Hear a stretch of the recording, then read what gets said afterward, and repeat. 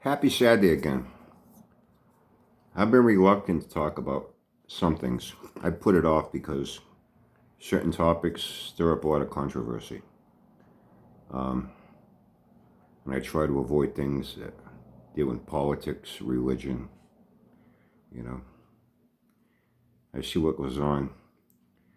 I see the hot topics going on in the country. People hate it. And this kind of stirred this when I talked about, this big fear being thrown into people with electric vehicles. They're going to burn down the country, and everybody that buys one is going to be killed, and one their house is going to be burned down. And with immigration.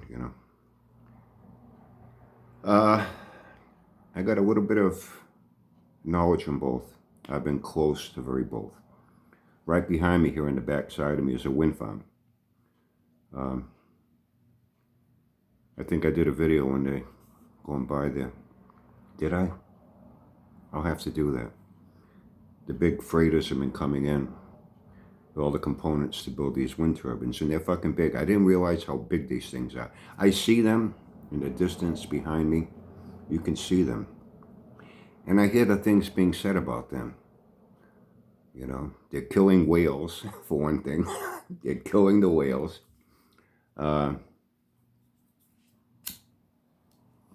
I think people just don't like the sight of them. I've heard, they make all kinds of noise. I got a friend that lives on the backside of me. One of my daughters lives in Fairhaven, our neighboring town right across. We got Fort Taber here. On their side is Fort Phoenix. They guarded our harbor in our cities here. And one of my friends, he lives where I'm right across the street from the ocean. His backyard is the same fucking Atlantic Ocean, just on the backside of the channel. And we've been out there at night, and these things are maybe quarter of a mile out. They can't be too far out in the channel because that's where cargo freighters come and go. Our commercial fishing fleet, we're the #1 commercial fishing fleet in the country. And part of it is due to the immigrants that man these boats. Portuguese mostly. I'm full-blooded Portuguese, 100%. Third generation, tu falo português, vim para tu sabes, não é, ok? No brincadeiras aqui. No, tá agora, tá ali. You know what I just said? Eu, my família, Lisboa. O pai família, San Miguel. My mother's side of the family is from Lisbon, the main continent of Portugal. My father's side of the family is from St. Michael, the Azorian Islands. And even then there's a little bit of conflict. Portuguese from the continent think they're like a little better. They're real Portuguese compared to the Azorians, And their language, Portuguese language, has its dialects. They speak a little bit different in the Azores in their dialect of Portuguese versus the continent. The Azorians, they'll tend to use a little more what we call slang. They'll use more slang Portuguese than those from the continent. And at times they think, believe me, I saw internal arguments in my own family when I was very young, when a lot of the elderly, my great aunts and I had a great grandmother, I remember when I was a kid, and she had the meanest little fucking dog, Penny, with a fucking chihuahua. Thing was one mean little bastard that bit everybody. I remember that fucking dog. In this city of, and I'd hear people talk, those things, they make all kinds of noise. We'd be out there on a summer night, quiet, you got a fire pit sitting around. You don't hear nothing. You don't hear nothing. But just because people don't like seeing it, they now make up stories to try to get other people to hate these things as much as they hate it. And that's propaganda. And the internet's famous for spreading propaganda, spreading hate like this Mike guy. I hate something, so I want you to hate it too. I want you to be like me. And a lot of bullshit gets put out there. And unfortunately, people believe it. They don't make noise. They're not killing whales. The only way a wind turbine would kill a whale is if a whale swimming along jumps out of the fucking water, goes up 130 feet, and throws itself into the fucking blade. That's the only way a wind turbine is going to kill a fucking whale, okay? They give off sonic vibrations that disturb. No. I do know for a fact, we have our Oceanographic Institute also right down near Fort Taber, where studies are done. Ocean temperature changes are changing a lot of the geology of what's going on with the water. You know, the rise in temperature creates more bacteria, red tides. The kelp, seaweed as we call it, it gets loaded with bacteria. Fish eat it. They get sick. Bigger fish eat the little fish. They get sick. And it creates a chain reaction. Populations of schools of fish begin to diminish. It's affected our fishing industry. It's affected the major fishing grounds that were once very plentiful and prosperous. They've been diminishing. Fish have learned to adapt to now go to different areas that they didn't before because of the change in ocean temperature. There's so much that goes on. I guess you need to understand a little bit of science.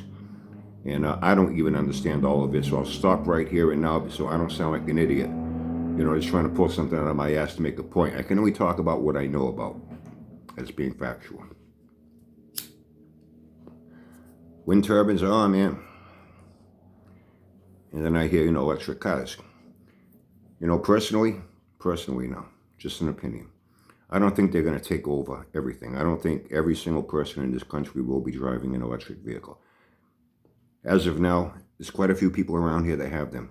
I've seen a few Teslas, quite a few hybrids where they're semi-electric, semi-gas powered. They're not blowing up, like I said earlier. But they also have a car. These are vehicles now they're using for around town. They throw a charge in it. It's good for 500 miles. Back and forth to work all week. They're only putting on maybe 60 miles. Charge it once a week. Back and forth to work. It's still cheaper than putting gas in that vehicle to get to work and back every day. Not everyone will have access to a charging station. They're not going to be practical for a lot of applications, but they will serve a purpose for certain types of driving conditions. People here that have them, they're basically being used for a second car. I feel they do have a place. I got the fucking hiccups bad lately, man. As I drink my fucking coffee too fast. And we got electric cars, but, well, yeah, we still need to produce electricity. And we still have coal-fired plants and this and that, and they're still going to, that's where wind power, solar power comes in. Is to take a bite out of what we've been dependent on 100% of the time. Now it'll take a little bit of a bite out of it, Will it impact some industries like the coal industry? Yeah. But what's going on with wind here is employing a lot of people. It's created a lot of jobs, and they are very good paying jobs. The solar industry has created a lot of jobs. They are very good paying jobs, I see kind of like a balance with things, and I see both sides of it. I can agree with some things, I can disagree with some things, but I'm not just going to write it off as being totally bad, and that's what's going to ruin this country. There are people that think wind power and solar power is going to ruin the country. Electric cars are going to be killing everybody in the country. I think people that, for some reason, they have an extremist mind. They just jump right to the far end of the spectrum, and now everything is bad, even create stories to try to discourage it in the minds of others. Like I said, whales are going to be, killed because of these wind turbines. Immigrants. This city was built on immigrants. The city was built on immigrants. Portuguese, Italian, Polish. Back in the whaling days, you can look it up, Google it. We are called the whaling city. We were the whaling capital of the world in the 1800s. Back then it was whale oil that lit the lamps around the world. Herman Melville heard about it. He came here, lived in a house a mile from me. Still stands, the Herman Melville House. Our downtown historic district still has the cobblestone streets from the 1800s. We have buildings there that look almost like Roman Colosseums, all stone granite, still original. It's a very historic city. Fort Taber right there, very historic. And he took a voyage on the whaling ship Acushnet for 9 months. It inspired him. He had an idea for a book. And this whaling voyage inspired him. And he ended up writing a book called Moby Dick, based on his whaling experience.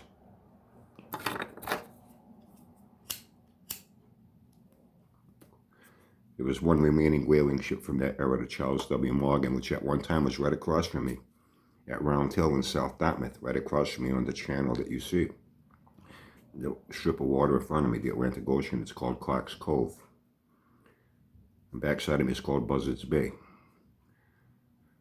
There was more there. Colonel Green, it's called the Green Estates, now it's Round Hill. His wife was Hetty Green. She was kind of well known. She was a real spendthrift. She wore used clothes, would take used newspapers out of trash bins to read.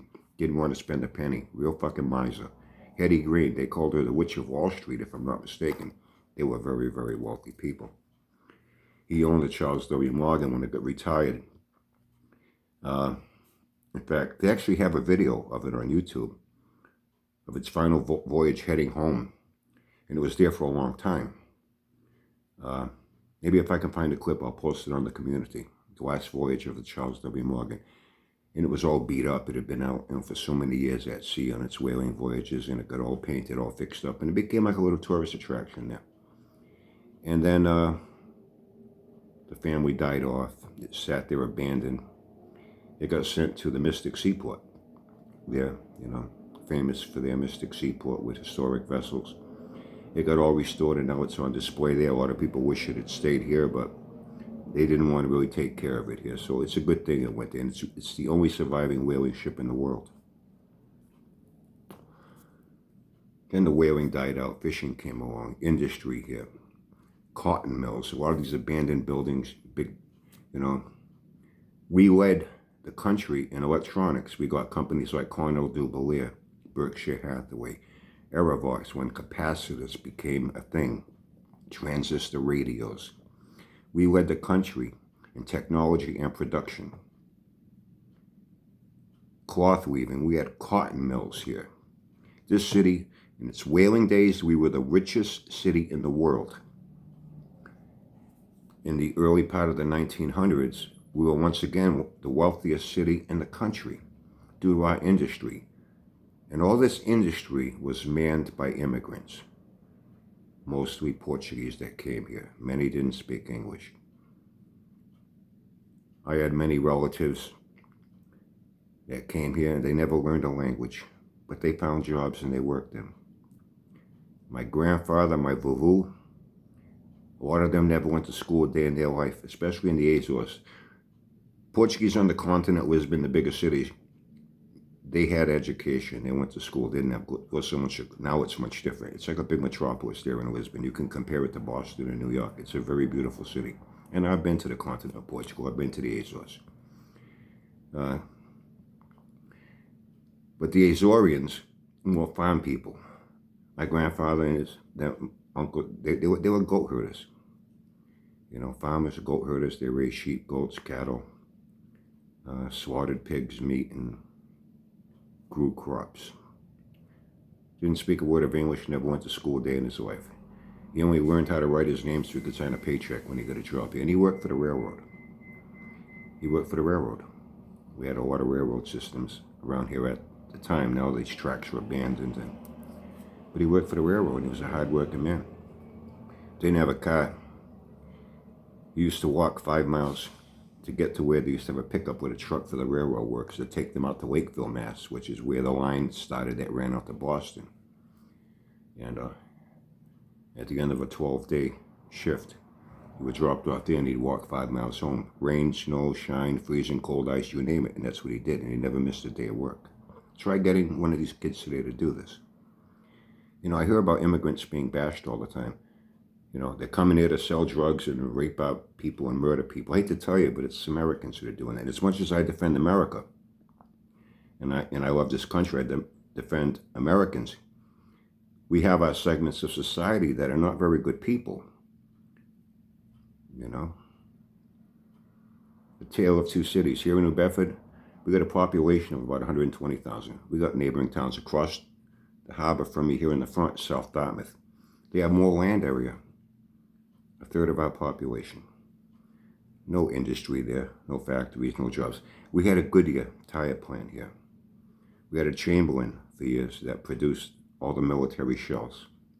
You know, they were under contract with the government. They since shut down once they got technology and guided missiles and this and that. That went to Rhode Island. Raytheon started producing guidance systems, missiles, and ice, you know, and Scuds and all that.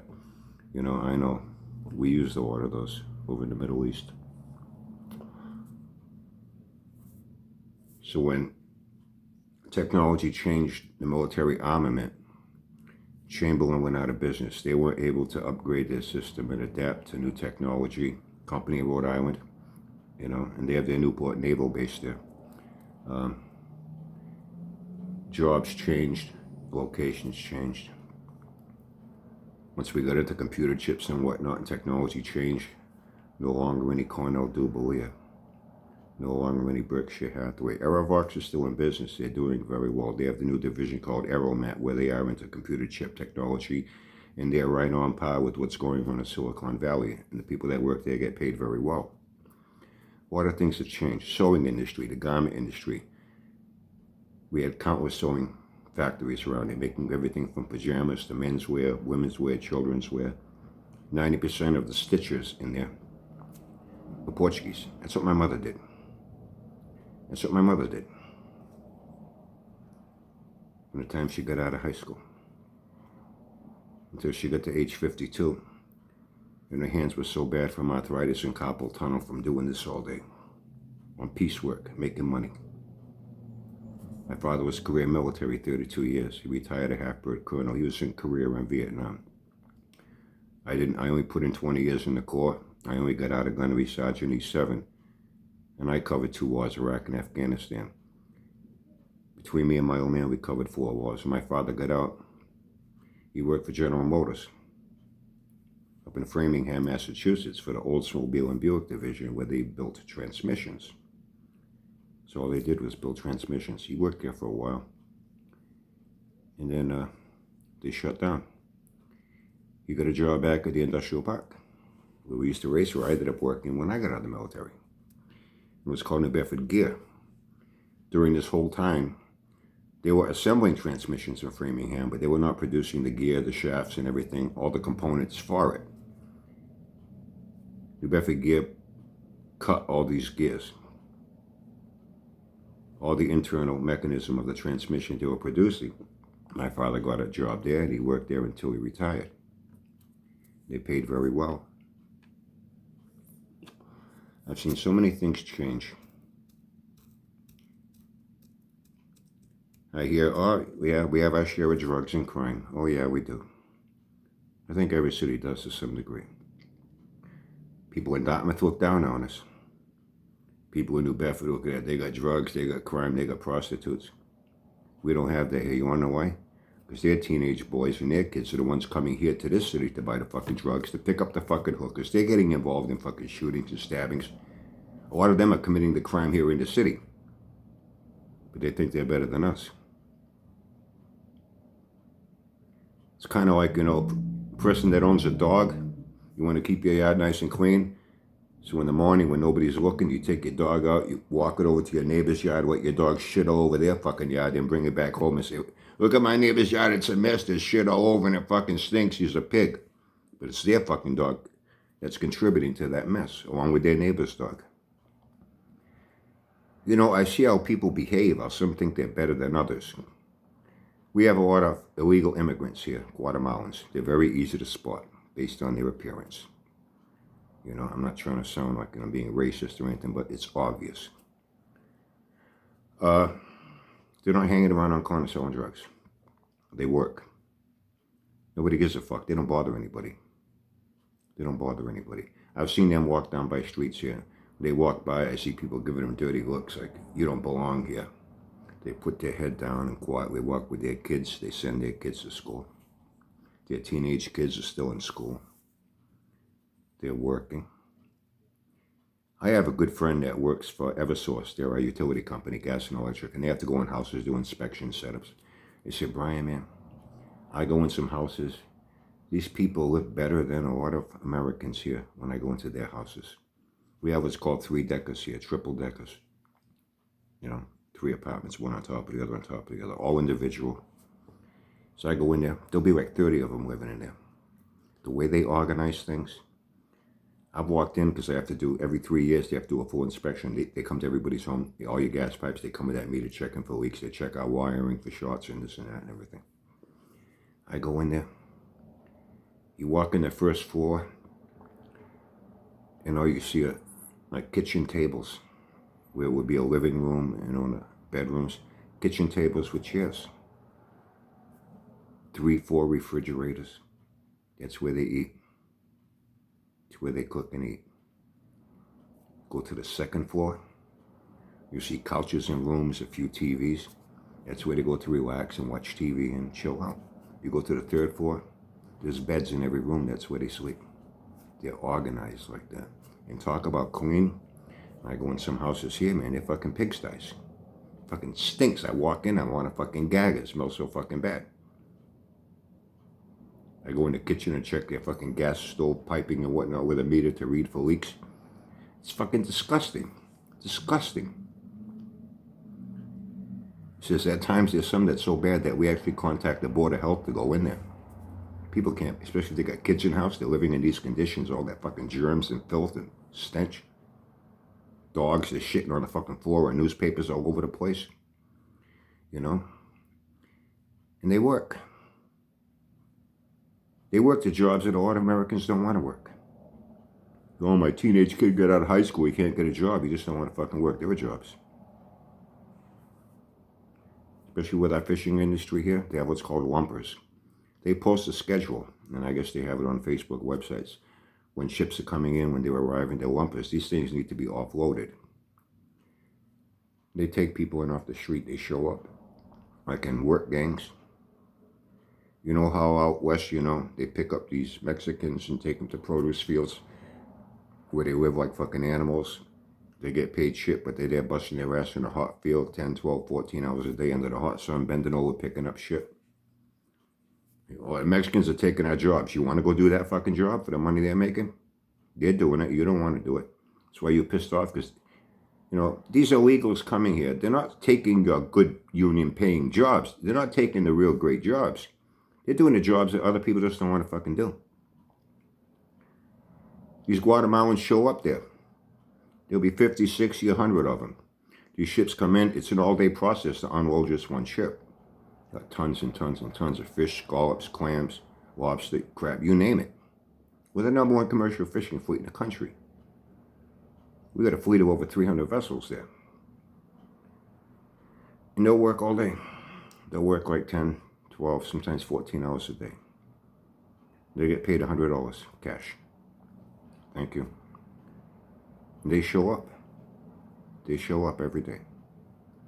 Now you got these, 20, 30 people living in a house, and a lot of them are doing that. A lot of them are working in little ethnic restaurants that pop up. We got a lot of them, they cater to Spanish food. We got one now, a new Caribbean restaurant that just opened up with some people from Jamaica. They seem like a nice family. They got the dreads. They kind of look like Bob Marley's children, and they're pretty cool.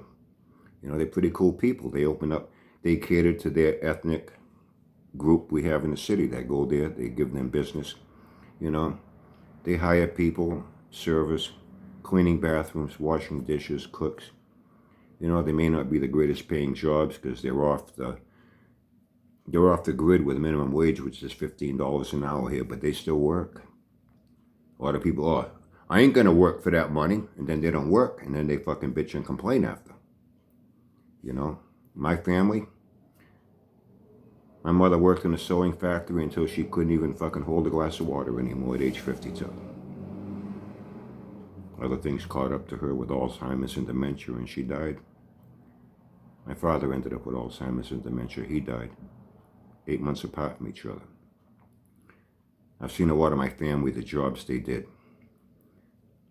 I had an uncle that was a garbage man for the city, riding the back of that fucking truck, taking those cans all day, dumping them. He blew out his back. He had back surgery. He was totally disabled and crippled when he was 48 years old. You know what I mean? And it happened to a lot of city workers. Now these days we have the trucks with the hydraulics. There's one that even grabs it with the arms. One guy, one truck. They don't even need people on the back. I guess they're really good at guiding that thing. They got a camera system. It grabs it off the sidewalk, dumps it, puts it back. They still have the ones like the old style in the back, but now instead of the guys having to dump it, they just slide it onto a thing and it dumps it for them. They take the empty can. So a lot of hard jobs. A lot of people don't want to do. At one time, the city even had a hard time getting city workers to fix fucking potholes. You know, all these guys don't do shit. The joke around here was, what's orange and brown in Sweeps 3? A city DPW truck. You see them parked on the side of the road, they're in the fucking truck. Pothole still isn't fixed. This isn't fixed, that isn't fixed. We got a lot of lazy people, you know? These jobs are hard to get, though. Now you got to be an American citizen. There's, regulations that prevent these people that would want to do these jobs. They'd probably do a better fucking job than the people we got doing it now. They'd be glad to make that fucking money. They're making like $28, $29 an hour. We got a lot of construction around here. Some are union, some are not. We got a lot of Portuguese, Cape Verdean, Guatemalans working construction. They're hardworking people. They earn their money. I've seen them offer hiring, and even the non-union ones are paid pretty good. The non-union construction workers. You go there, you'll make like $29, $30 an hour. If you're a union, you'll make up to $40, $45 an hour, like one of my ex-brother-in-laws. He's a mason with a union. He makes like almost $50 an hour. They've been building schools and whatnot. They still a lot of brick and mason work. These guys make a killing. Non-union ones will pay less. They can't get people to work for them. Even for like $30 an hour, they can't get people to work. But they did. These Guatemalans are doing these fucking jobs. I had the siding done on a house that me and my brother own. That's one of our rental properties. It's also part of my income. It brings us in quite a bit of money. And it had been shingled. We had a vinyl side. It cost us $39,000. I called a few contractors, came down, they gave me an estimate. The guy was an American, pulled up in a van. I went and looked at some of the homes he had done. I wanted to check it out, see what kind of work he does, what kind of good quality work. He seems like he did good work. He came in at the best bid. I hired him. When his crew came down to start the job, me and my brother went and we watched. It was all Guatemalans. These guys were all at 5'0". They had that staging up, and within 1 hour, they were at work. They did a fucking fantastic job. And they're walking up at the top level by the roof. It's about 60 feet off the fucking ground. And the staging isn't like the old day staging. They put up these two beams, they attach it to the fucking roof. And it has like a sliding level. You know like how they do window washers in big cities? They crank it up on a plank they stand on and the whole thing goes up. That's how they do it, and they're cranking it. And this thing's only this fucking wide. They're walking back and forth on there doing the siding. They even put insulation first and then put the siding on top of it. I'll show it to you one of these days when I go by there. The renters we have are great people. They don't bother us. They pay their rent on time. They're good people. We don't bother them. The only stipulation we have is no dogs. We did have a renter at one time. They had a fucking pit bull. It bit one of the other renters there, and then I got sued as the property owner, and I had a big problem with insurance. So that's the only law I had to lay down. You can have a cat, a ferret, a bird, anything that's contained in a cage, or it's not gonna, cause any serious harm to anyone else that lives in the building. That's the only rule we have. These guys came in hardworking people. And I've seen other houses around here, they call in crews with guys. They spend half their time sitting around smoking cigarettes, fucking talking. And in one day, what these guys did on my house in one day took them a fucking week to do. In 1 week, that house was done. Some of these houses went on for 2-3 fucking months.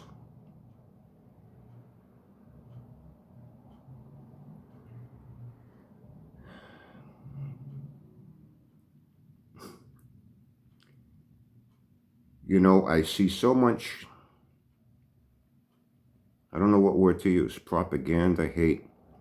I think people that just don't like something, they'll come up with anything they can to try to get other people to think that it's bad, whether it's any type of solar power, wind power, immigrants, how they're so harmful to this society, how these new technologies are going to be so harmful, it's going to ruin things, Things change in life, man. Things change in life, I'm not mistaken, very early on, the very first automobiles that were made, that was pretty much like a carriage. They called it a horseless carriage. If I'm not mistaken, weren't they powered by electric? You know, at one time, gasoline was just a byproduct, waste product of oil refinement. Didn't have any use for it. They used to burn it, you know. Now they got a use for gasoline. Now they can make a profit off something they were burning and throwing away for many years. There's no need for it. Whenever there's a need for something in this country, people will find a way to provide it. It may not always be what you like, but you're going to need it, whether you like it or not. You won't have any choice at one point. I think people are afraid of technology. People are afraid of the unknown. And then you get racism and whatnot that comes into the picture with the mentality of some people. And now they have something new to fear. You know, I do take a look at my own backyard, as they say. I see what goes on in this city. Oh, it's only the black guys you see on the corner selling drugs. Who are they selling them to? The fucking white kids. Who are they selling them to? If it weren't for all the white kids and the ones coming from Dartmouth and Fairhaven, that their city's better than ours because they don't have a drug problem. If it weren't for their fucking kids coming to the city buying drugs, maybe we wouldn't have so much of a fucking drug problem. You know that since weed got illegal here, it's pretty much put the street dealers out of fucking business? It's put the street dealers out of business. So fucking cheap. Get an ounce of weed for $90 out in the street. They were selling it for $300. The legalization of marijuana has actually reduced a lot of street dealing of drugs.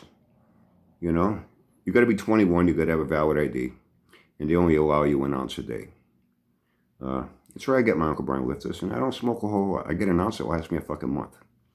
You know what I mean? I don't drink, whatnot. So on the weekends, people have a beer or two, whatever. I have an Uncle Brian lifter. You know what I mean? And that's me, whether you agree with it or not. I'm just not a drinker. Never was. Don't like it. But I've seen so many changes. I see the things that people fear are things they really don't know a whole lot about.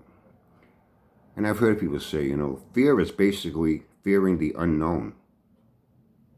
So they instinctively want to fear something. Maybe before you fear something, you might want to maybe learn about something. Find out the reality of things rather than buying into the propaganda that's being put out by people that are just as ill-informed as you. And they just want to spread their fear, spread their propaganda. They want you to hate what they hate.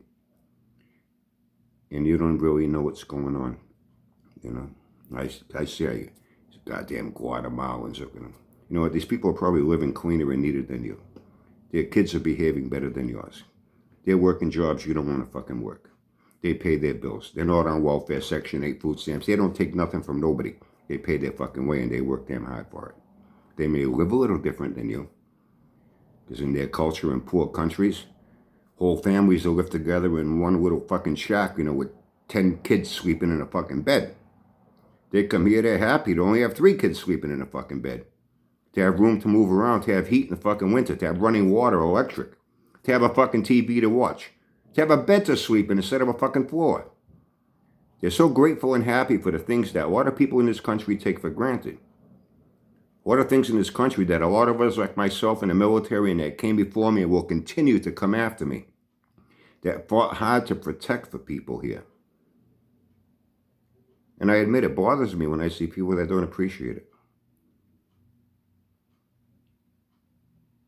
Now I got all this out of my system.